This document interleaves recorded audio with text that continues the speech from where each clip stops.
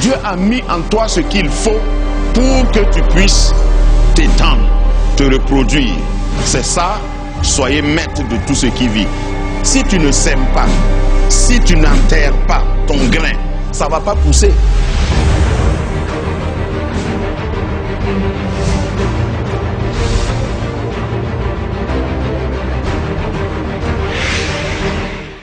Nous ouvrons nos Bibles ce matin dans Ésaïe. Ésaïe chapitre 43. Ésaïe 43. Avant la lecture, dis à ton voisin, ne laisse pas ton passé déterminer ton futur.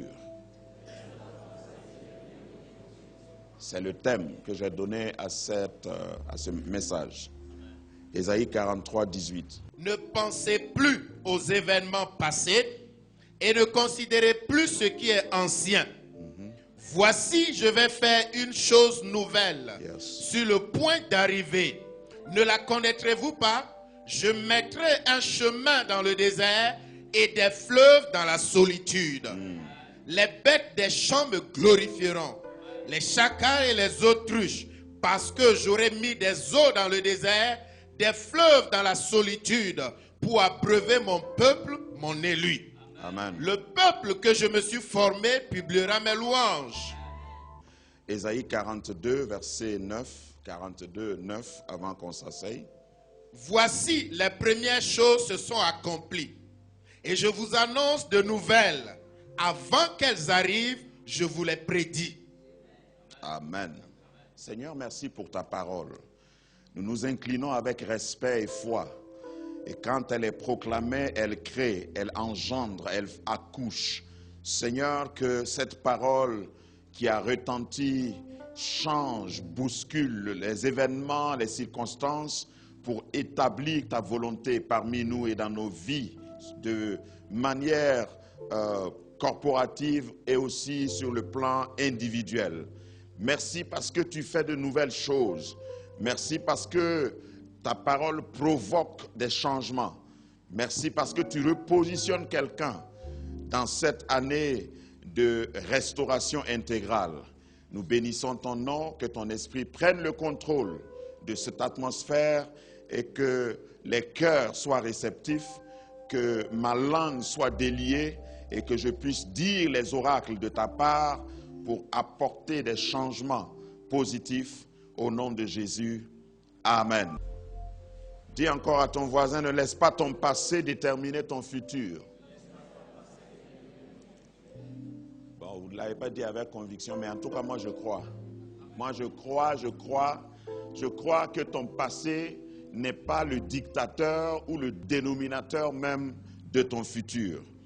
Dans ce passage, et c'est en droite ligne, je veux vous préciser, c'est en droite ligne avec notre thème, le thème central de l'année, restauration intégrale.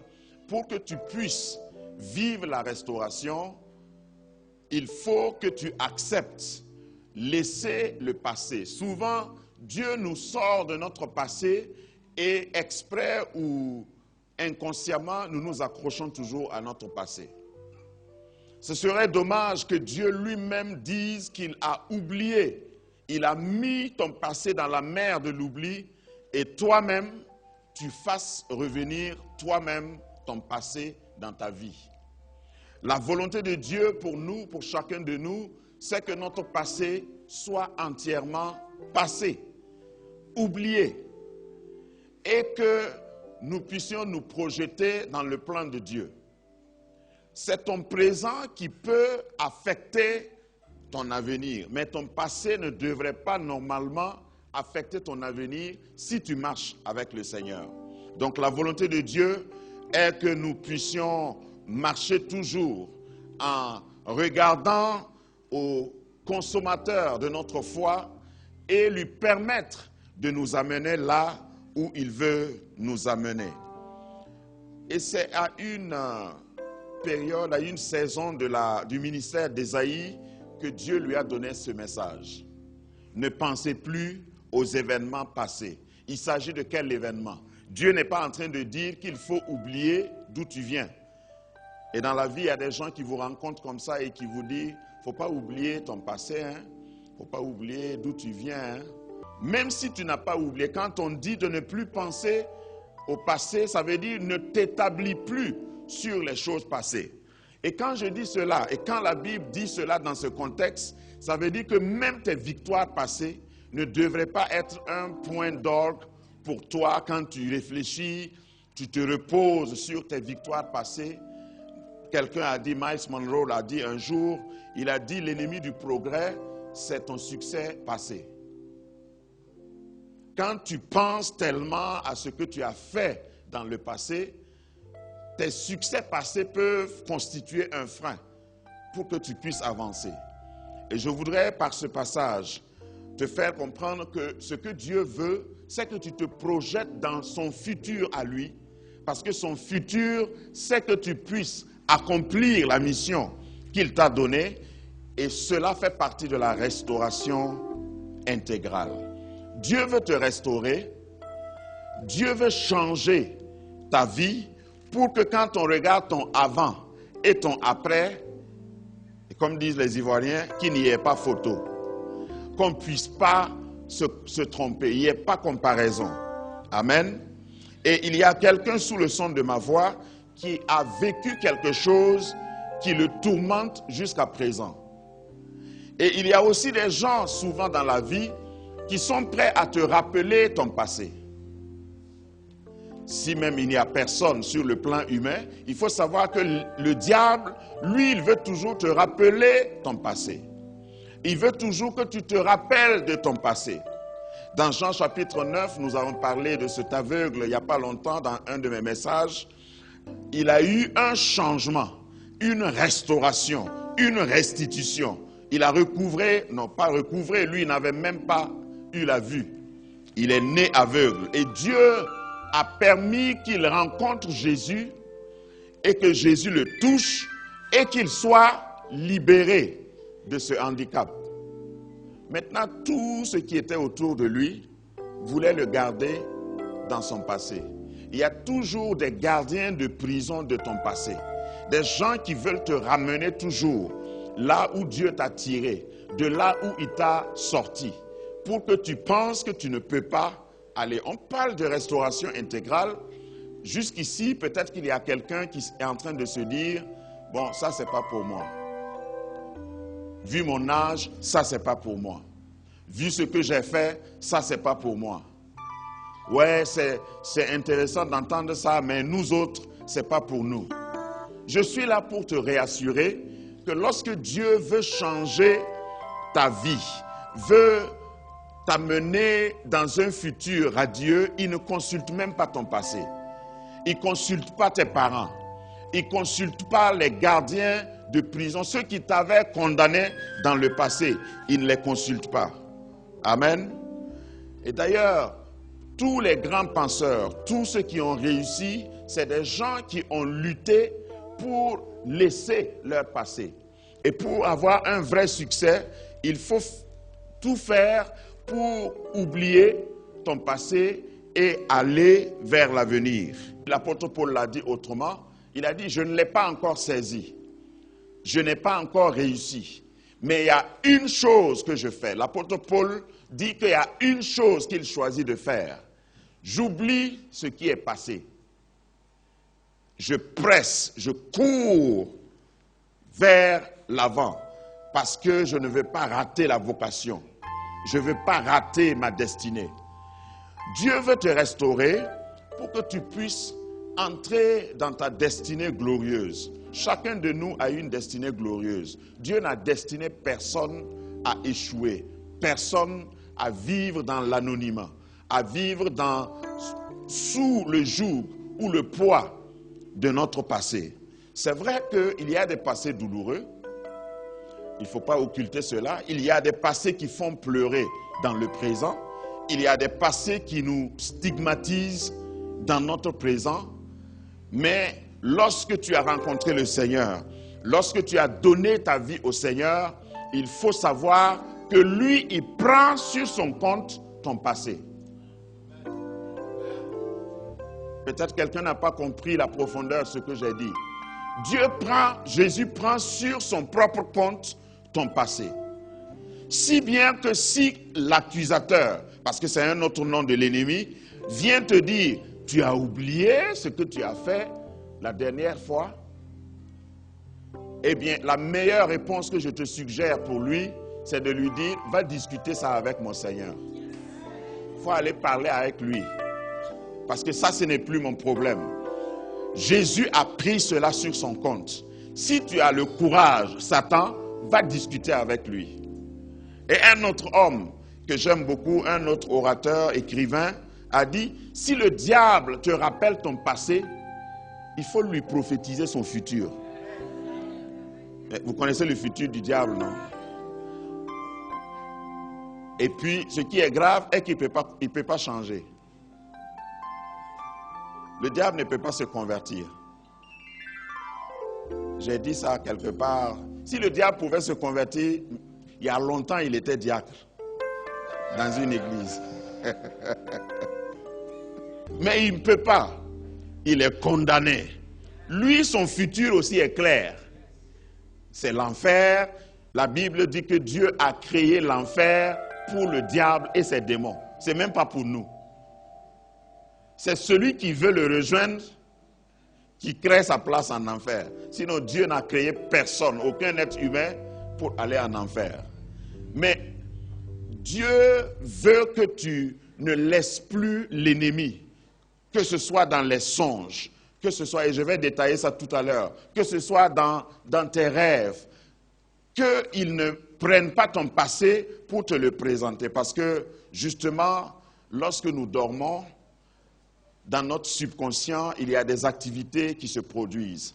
C'est pourquoi j'ai enseigné ici à un jeudi, il ne faut jamais laisser votre esprit dans l'oisiveté, votre subconscient dans l'oisiveté. Moi, il y a une chose que je fais quand je sais que ma journée ou bien je traverse une zone de turbulence, c'est-à-dire il y a des moments dans ta vie où tu sens que tu es oppressé. Je dors toujours avec soit des messages ou de l'adoration en fond sonore. Et c'est une manière de dire, Satan, si tu viens, c'est que tu vas adorer avec moi. Il faut refuser que le diable ait même une porte d'entrée quelque part. Quand même tu te lèves le matin et tu vois qu'il y a eu des choses que l'ennemi a voulu projeter dans ta vie, ce que je suggère, tu te lèves le matin, ce jour-là, il faut jeûner. Vous n'avez pas dit Amen, mais c'est une recette qui marche. Tu entres dans un jeûne, même si tu n'avais pas programmé. Même s'il faut arrêter à midi. Et tu commences à parler. Si tu peux parler en langue, tu parles la plupart de la journée en langue. Même dans le sommeil, tu peux t'imposer un rythme. Et dis, moi, je ne veux pas faire de mauvais rêves. Je ne veux pas que mon passé me rattrape pendant mon sommeil. Et tu mets une certaine adoration. Et si tu n'as pas encore sélectionné, il y a des, je ne sais pas, il y a des chrétiens, eux-mêmes, ils n'ont rien composé. Ils ne composent pas de chants, ils ne font pas de proclamation. Est-ce que tu sais que tu peux prier au jour d'aujourd'hui, là? Tu peux prier toi-même, mettre dans ton appareil. Et puis pendant que tu dors, ça joue en boucle. Essaie de savoir. Le diable a peur de la parole de Dieu, si tu ne sais pas. Même s'il voulait venir dans ton sommeil, quand tu fais ça là, non. Les sorciers même qui volent dans ton quartier, là, quand ils arrivent là-bas, ils tournent sans clignoter. La parole de Dieu est comme une arme qui va pointer vers eux et ça va les abattre. Équipe-toi pour que ton passé ne te bloque pas. Le passé de certaines personnes, bon, presque nous tous, sinon, certainement nous tous, personne ne veut qu'on projette son passé sur le tableau ici. Amen. Vous n'avez pas dit Amen, mais je sais. Restauration, restitution, récupération, activation, propulsion. Grâce Manifeste 2017, du 1er au 5 février 2017 à Grâce Academy Ouaga 2000. Thème, accélération divine. Orateur, Dr Mamadou Philippe Karambiri, apôtre Zacharie Adetola, révérend Emmanuel Kiemtoré. Chantre invité, Maggie Blanchard du Canada. Marcel Boumou de la France, groupe Évidence de Grâce Academy et bien d'autres artistes chantent du Burkina Faso, du Mali et du Togo. Grâce Manifeste 2017, du 1er au 5 février 2017 à Grâce Academy Ouaga 2000. Au programme, ouverture officielle 1er février à 19h à Grâce Academy Ouaga 2000, du 2 au 4 février, 9h à 11h, 11h à 13h, 19h à 21h, 3 rendez-vous quotidiens de la révélation de la parole de Dieu qui changera votre vitesse et vous propulsera dans votre destinée prophétique. Grâce Manifeste 2017, accélération divine. Infoline 63 63 03 03. Qui que tu sois, ne te vante pas. Tu as un passé, il y a des chapitres dans ton passé qui ne sont pas agréables. Donc il faut t'équiper. Il faut tout faire pour que l'ennemi n'ait pas le droit sur toi. Ne pensez plus aux événements passés. Et Dieu lui-même décide dans la deuxième partie de ce passage, il dit, je vais faire des choses. Ce n'est pas toi qui fais les choses nouvelles. C'est Dieu qui va faire des choses nouvelles. Il va frayer des chemins dans le désert. Moi, j'aime ce Dieu-là. Parce que Dieu pouvait dire, débrouillez-vous, faites des choses nouvelles. Je vous pardonne le passé, comme les hommes disent, mais ne faites plus jamais ça. Ça veut dire que si ça doit changer, c'est toi qui dois changer la chose. Mais ici, Dieu décide. Il dit, je ferai des choses nouvelles. Ne pensez plus aux choses passées. Je vais là où même il n'y avait pas de chemin, parce que quand il dit choses nouvelles, il ne s'agit pas d'aller revisiter des possibilités. Il n'y avait pas de possibilités. Dieu créera des possibilités. Tu n'avais pas d'emploi. Dieu va créer un emploi pour toi. En Israël, j'aime prendre toujours l'exemple de David. David n'est pas né d'une famille royale. Son père n'était pas roi, ils étaient loin même du palais. Il n'était pas royal, parce qu'il était berger, gardien de moutons. Quand David venait le soir, si tu t'asseyais à côté de David dans son église, il sentait le mouton. Parce que les bergers de l'époque, là, c'était comme ça. Il n'y avait rien en David qui était royal. Mais quand Dieu a rencontré ce jeune homme, et ce verset, ce passage s'est appliqué à lui, faire des choses nouvelles là, Dieu a créé un chemin dans le désert. Ce que je veux dire, il n'y avait pas de place vacante au palais. Parce qu'il y avait un roi.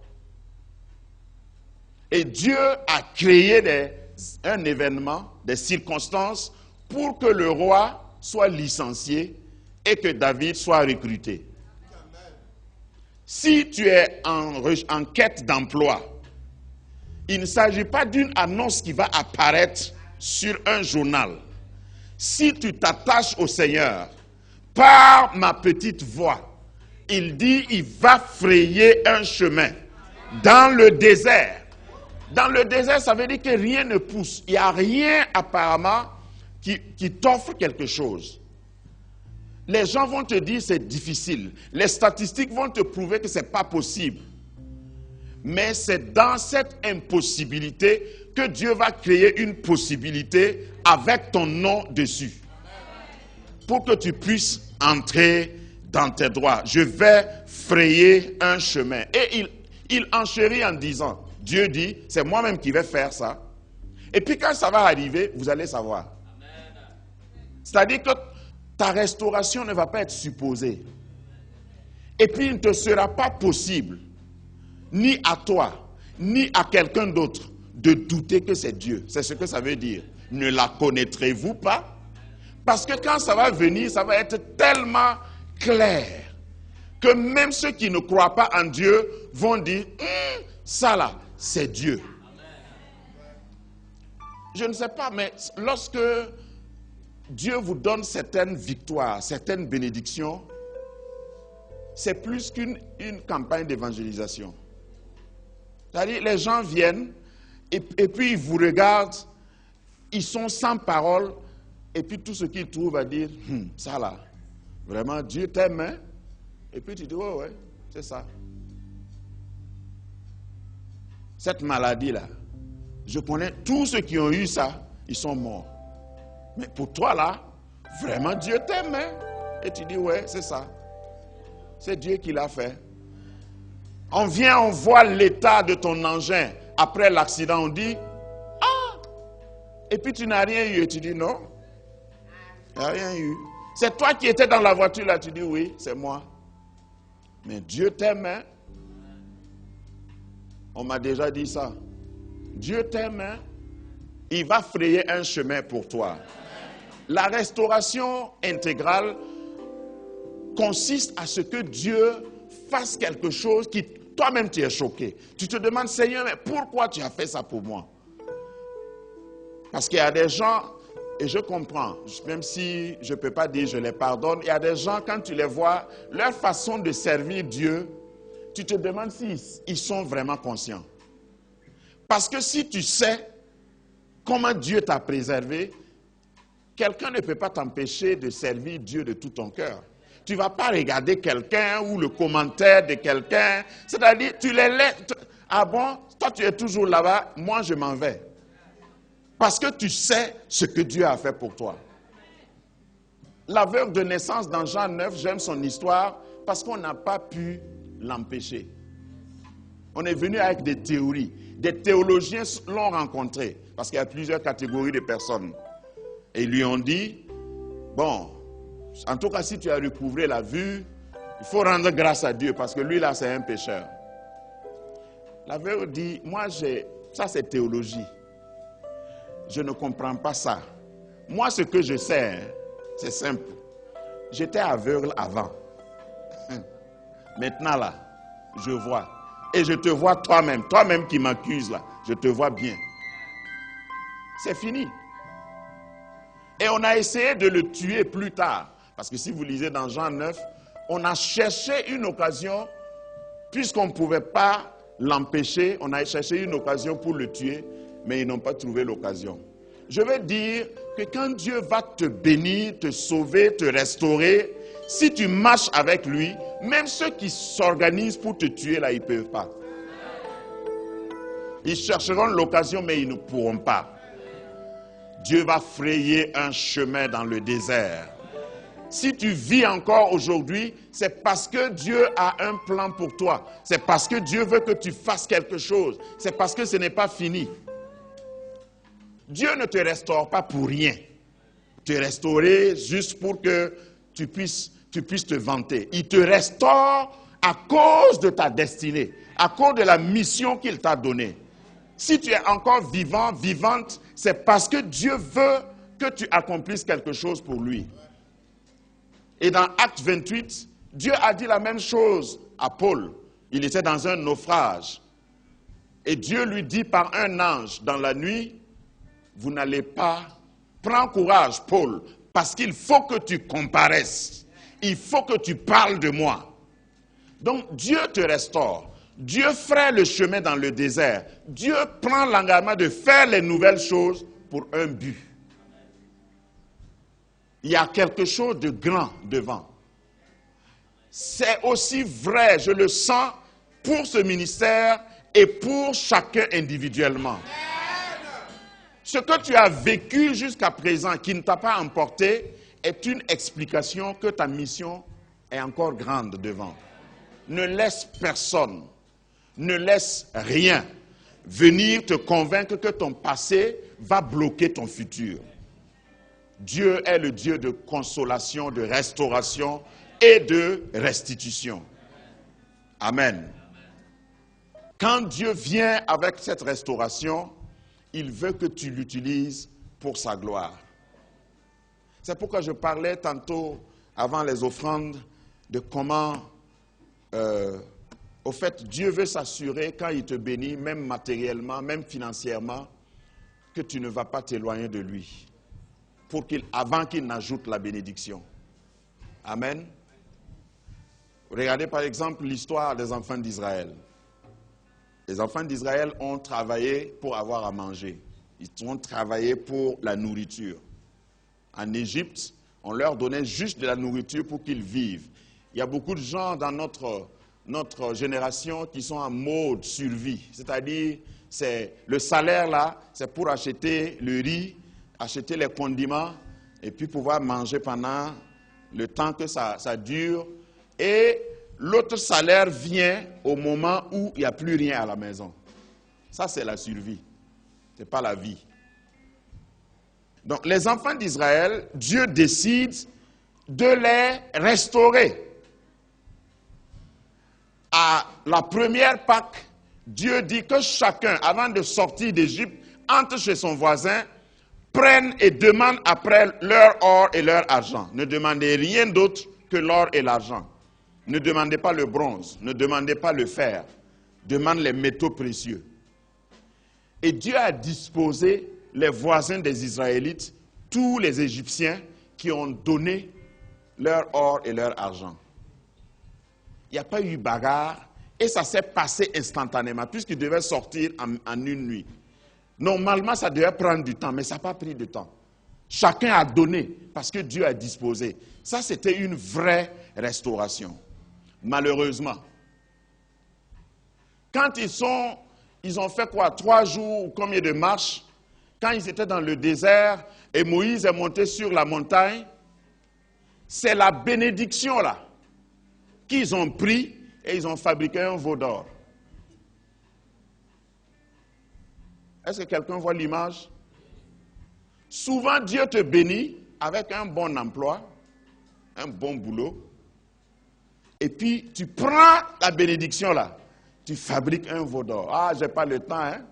Dieu même sait que vraiment je suis occupé. Tu n'as plus le temps même dans ta maison pour prier. Tu fais des SMS à Dieu maintenant. Oh Seigneur, merci pour cette journée, merci, je suis couvert par ta grâce, je sors et je suis béni. Au nom de Jésus, Amen. En ce moment, il y en a même qui le font dans la voiture. Je l'ai déjà fait. On n'a plus le temps. L'or que Dieu t'a donné pour te restaurer, tu transformes ça en veau d'or. Et puis tu te déshabilles, tu danses. C'est ce que les Israélites ont fait. Ils dansaient autour, ils dansaient, je ne sais pas quelle danse. Parce que ils ont remplacé, ils ont adoré la bénédiction au lieu du donateur de la bénédiction. Grâce Académie, rebâtir, restaurer, réparer, relever, rendre le pays habitable. Grâce Académie.